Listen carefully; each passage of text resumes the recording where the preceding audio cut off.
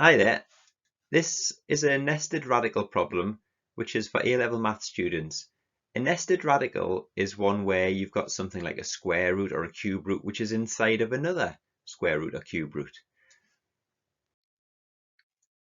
So what I'd like to try and tackle is this interesting problem here. So we've got, going from the outside, we've got a cube root, and then underneath that cube root, we've got x, and then we've got another cube root. And inside of each of those, we've got the same pattern, x and another cube root, x and another one.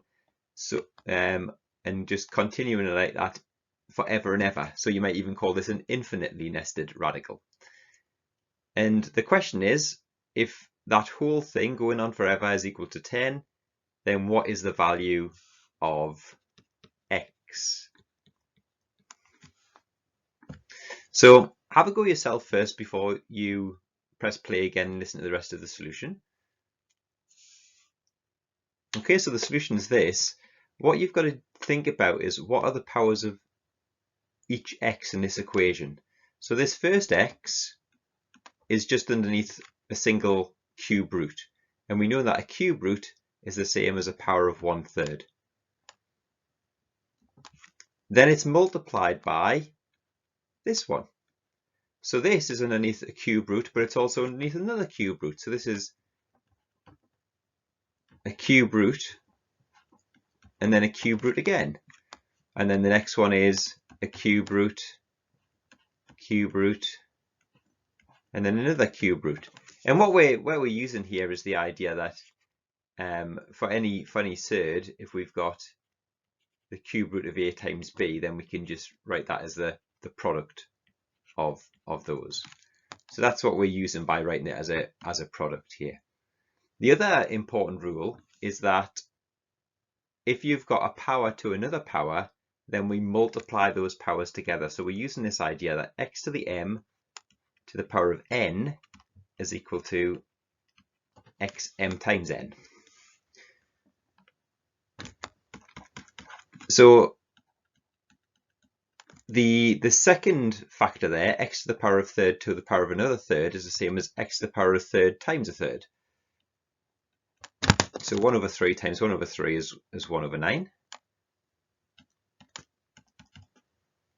times x to the power of 1/27, and so on. Okay, forever and ever and ever. Now, what we can see here, hopefully, is a pattern emerging. Each power is just a third times the previous one. Now, if we combine these into a single term, then we add the powers together. So we have a third plus a ninth plus 1/27 and so on. And this here